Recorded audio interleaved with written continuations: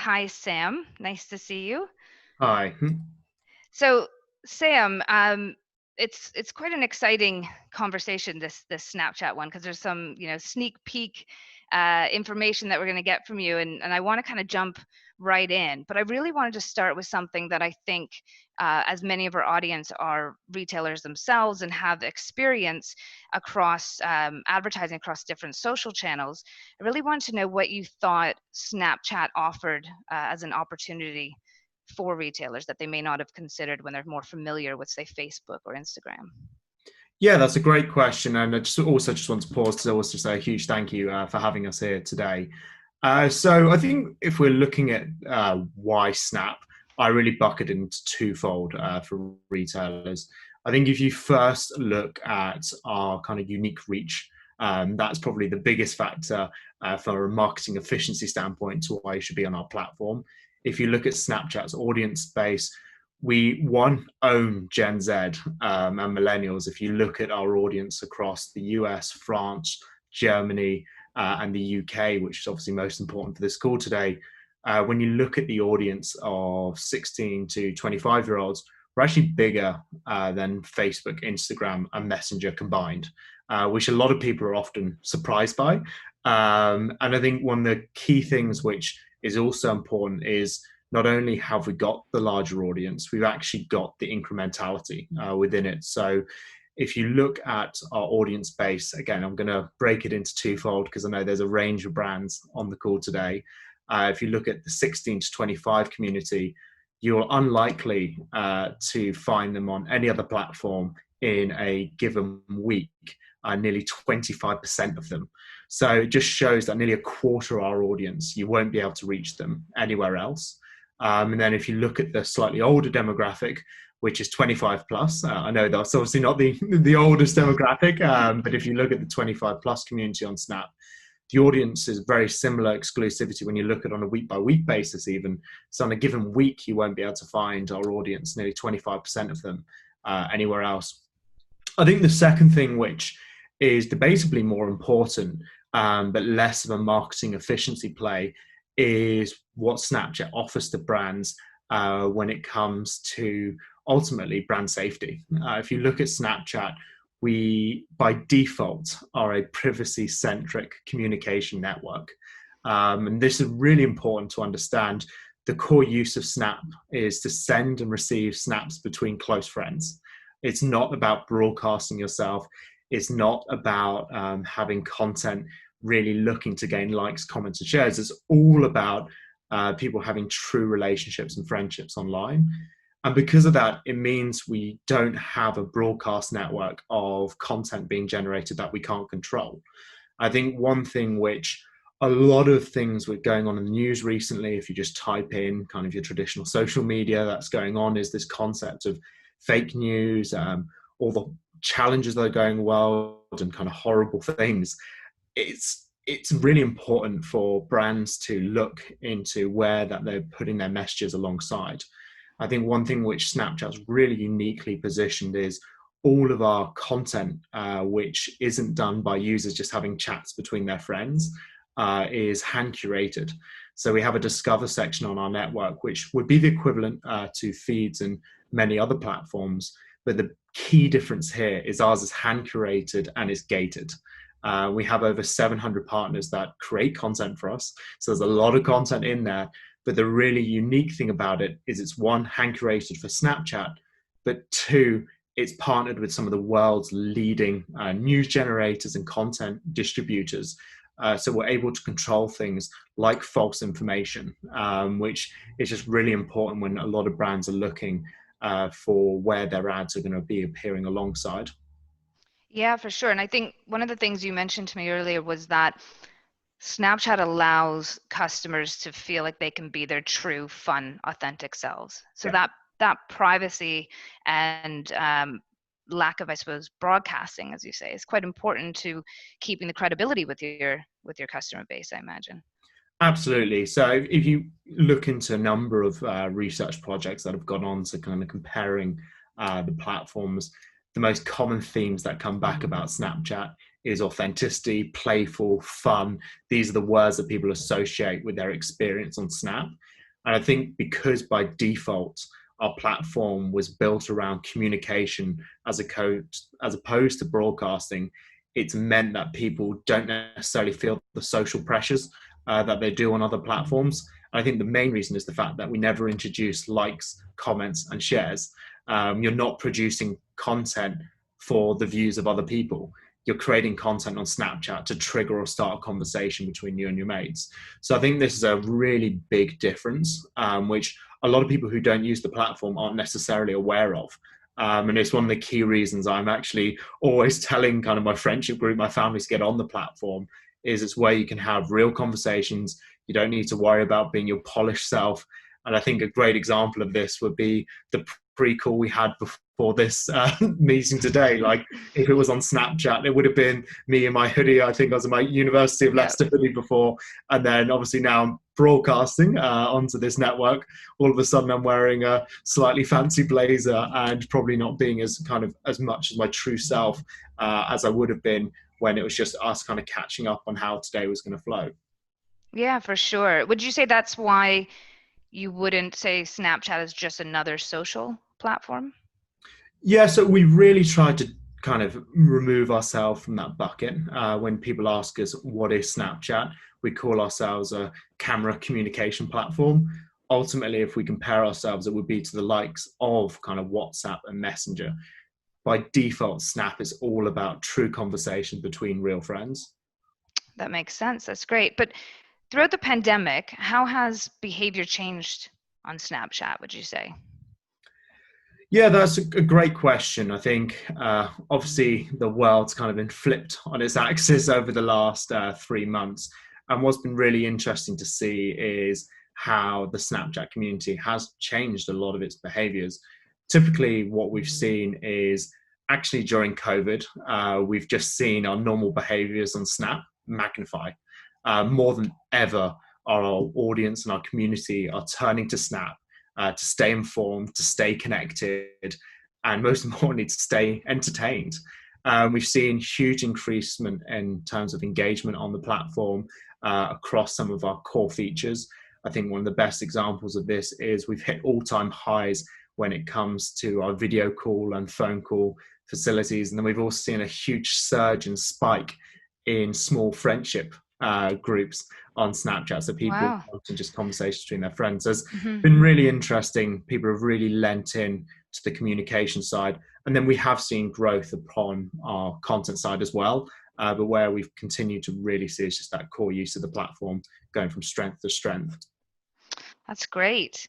It's interesting. As you were talking, I saw one of the kind of chats pop up saying that, you're getting people interested in trying it as a non-Snapchat user. And I'm also, I don't know if I thought I was maybe too old or I just wouldn't figure it out, but it does sound, really getting this understanding of the fun, authentic self, being able to connect. Curated content really does make it feel like it's worth giving it a go. So you're definitely inspiring people listening to us today, Yeah, which well, I is think great. one thing on that is that there is a common misconception that Snapchat is just teenagers or just Hmm. Gen Z. Yes, we are proud to own that demographic. Like I said, nearly 90% of that demographic are on Snapchat, so we are obviously proud of it. However, the fact of the matter is Snap's coming up to its ninth year now. And the fact with life is we all do get old. So the 21-year-olds who are on the platform when we first launched are now turning into their 30s, kind of a lot of late 20s. I think another thing which has happened, as I said, is communications continue to be at the heart of everything we do. Is this is the way in which grandparents are staying connected with their grandkids. It's the ways in which people are wanting to share content because it's away from that social pressure and anxiety which other platforms give. And I just think about my family Snap group with my brother, my beautiful niece and nephew, the types of content he would share on Snap. I won't go into the details because it's a little bit gory of diaper changes and all of this stuff, but you wouldn't put that on a traditional social feed. It's not probably appropriate. Hmm. Whilst in your kind of small family chat, again, it's not the polished Lila and Leo, which we all love. It's the Lila and Leo being a being babies and being groomy and grossy or whatever they need to be. Oh, that's great. So there's some exciting new developments happening at Snapchat that I think people will be really interested to hear about. Can you tell us about the new Shoppable AR campaign with Gucci? Yeah, so this hit a lot of headlines, which was great. I think it's often interesting. We're doing a lot behind the scenes. A lot of amazing brands are interacting with us. Some happen to go more viral than others. I think Gucci was the first time we enabled a brand to use our technology, which detects feet. And what you were able to do was actually try on a pair of Gucci shoes from home. So they put their most iconic shoes on the platform, and users around the world could literally try them on wherever they are and actually buy them straight away from Gucci. And they actually saw amazing return on ad spend. And it really, I think, is a bit of a sneak peek insight into the future. But when I say the future, I don't actually think it's that far out. Ever since we've had that, we've had numerous other brands jump straight on the bandwagon to get involved with it. And I'm really excited. This idea of basically bringing the shop into your house and this idea of virtual trialing of products is increasingly becoming the norm. I think one thing that's really interesting on Snap is 75% of our audience are using augmented reality already every single day. So we already have, we just announced our new audience size literally 2 days ago of 238 million users. Wow. That's 75%. That's hundreds of millions of people using AR experiences as part of their day-to-day lives now. So it really makes sense that next evolution is for brands to get involved with the story. And I think another great example, which I personally love, I'm not going to lie, I'm not stylish enough for Gucci. I hope to be one day. But a great example is furniture shops. I've recently just moved into a new house, and furniture, famous company, can't say the name, but I think you can probably guess who I'm on about. You can all of a sudden test to see, oh, what's that sofa look like in my house? Okay, what's that artwork going to look like? And it just gives you the experience to trial products without necessarily needing to be there. And I think the way the world's going, especially post-COVID, and especially as we shift into this more eco-friendly way of working, which is also important. I think there was two things happening. COVID was obviously accelerated, but this concept of returning through online was already having a lot of, again, attention in the press and the news. How much better would it be if you could trial products on digitally and virtually rather than necessarily having to constantly shipping things back and forth and encouraging kind of wastage down the line? So loads of cool innovations around augmented reality, which is kind of the forefront of everything we do. And often when we talk about Snapchat's vision, it's much more about computer overlaying the world.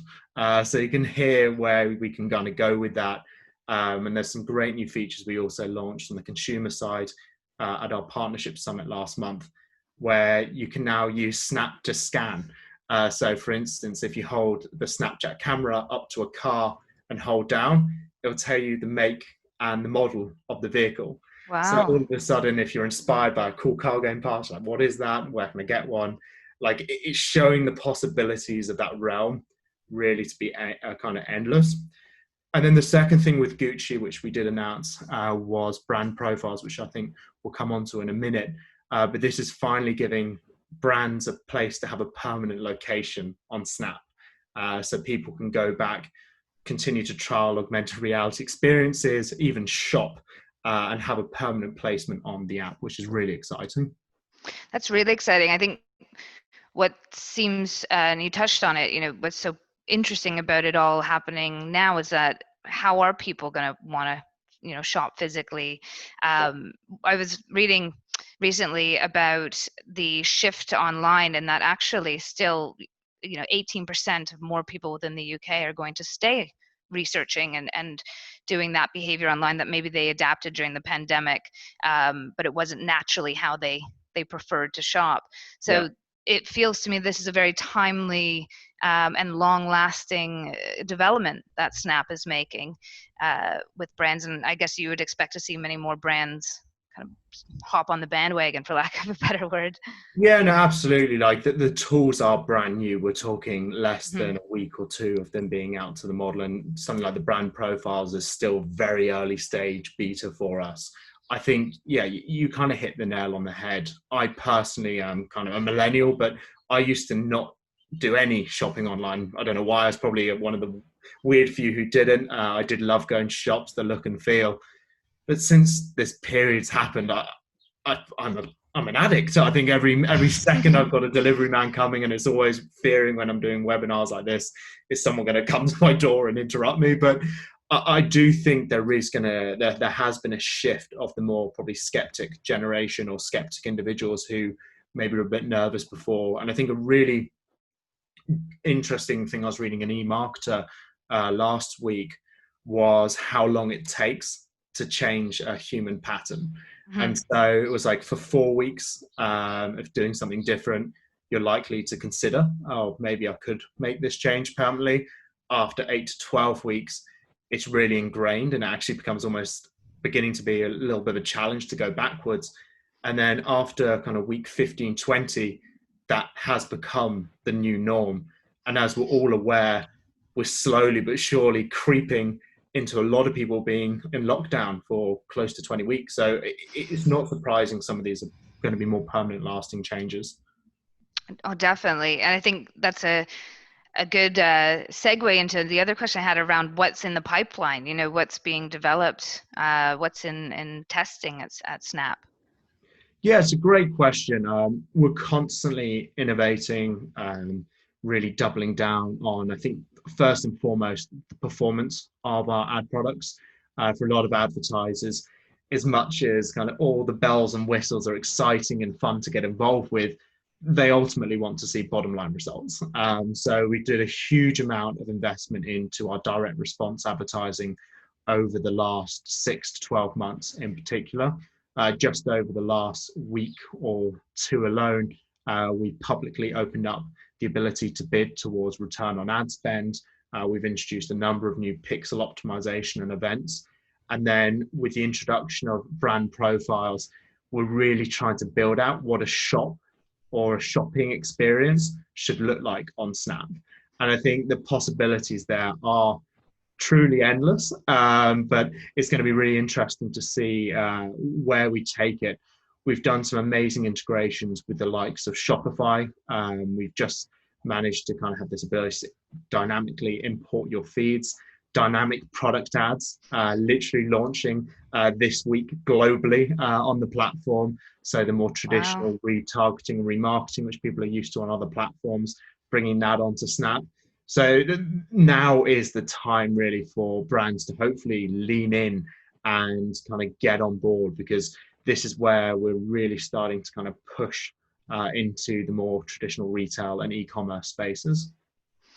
For sure. I think, as we saw in some of the comments, and even as I told or spoke to you before, not being on Snapchat myself, there's this fear of the unknown, I imagine. And with Yeah. a lot of, the retail teams potentially being led by people that don't use the platform, do you feel there's a little bit of intimidation or concern or worry, or it's kind of like I don't even know how I would market on that? Is there anything you could say to people that might be thinking that way? Or No, that is a very, very good question. I think, yeah, let's face facts. Not all media buyers are on Snapchat. Not all CMOs are aware of Snapchat, or they're aware of it maybe because their kids are on the platform. I think we are going on a huge education push at the moment to inform the market of the platform and its capabilities. I think the message which I always try to sing loud and proud about it is we haven't reinvented the wheel when it comes to the buying flow. And I think often the complexities when it comes to digital media is, oh gosh, it's a new algorithm, it's new codes, it's all of this stuff. We haven't done that. If you log into our ads manager tool, yes, some of our ad formats are slightly different. We were the first platform to do first kind of full screen vertical video and then augmented reality. But the reality is when it comes to the buying and then nitty gritty, it's very, very, very similar to other platforms. And I really think that fear of getting tested and started shouldn't be there. And I think the challenge always is going to be on the creative element, because they are slightly different ads and you're appearing them in different placements. However, that's exactly what our team's here to support. And we have a number of amazing packages and team members who can help you repurpose your stuff for Snap. Obviously, in the long run, we will always encourage you to build for Snap. But there are amazing ways which it should be as much of a frictionless experience as possible. It's great. It's definitely getting me interested in seeing how we can use it more. We've got quite a few questions actually coming in. I'm going to just pick one to wrap up with. I think it ties in with what you were talking about earlier. So with Snapchat looking to move more into e-com, how do you see the platform maintaining that privacy factor? Yeah, so I think, again, by default, our platform's not changing for our consumers. It's still a kind of camera communication platform first. The e-commerce platform build out, so for instance, like our branded profiles, which are launching at the moment, we're actually doing some amazing things. We're not doing comments, shares, and things like that. Again, like by default, we are allowing people to chat to brands, but we've done these amazing things like when we first launched this product, we've actually put in chatbots to remove negative messaging. So if someone's literally coming to a brand to be rude, to be angry, to whatever, we by default have built our platform to get rid of hateful speech when it comes to protecting brands and the users who ultimately have to respond to these messages at the end of the day. And on top of that, we've also enabled it with our profiles for our more public audiences, so celebrities or influencers. They've got the exact same access. And what you can actually do is take it a step further, where you can ask for certain keywords to remove entirely chat from being received. So I don't think it is a challenge. I think our consumer side of the app, no changes there. It's still encouraging people to have true conversations with their close friends. I think when it comes to the brands and their safety, we're in very early stages with the beta at the moment behind a closed door, so we can get these learnings. So we make sure when brands do go live, we can make sure we're not only protecting the brand, its integrity, but most importantly, I think often people forget is behind all of these chat features, there are agents, there are salespeople, there are marketeers. We want to make sure they have a positive experience. And we're doing some of those things I just mentioned to protect our community in that way. I just saw one question here about case studies coming. You can probably tell I can go on and on and on. I'm very passionate about the app. We have an amazing for business website, which I would encourage all of you on the call, if you are interested, to just take a flick through, or don't hesitate, just reach out to me directly and I can put you in contact with people. I will just add on that, that we've seen lots of questions come in and we're capturing them all. So we definitely will collate those questions and do our best to get the answers out. So thank you to everyone who's participating and listening and seems really engaged, which is wonderful. Sam, thank you so much for your time. It's really exciting. We're really looking forward to seeing what's coming from Snapchat next.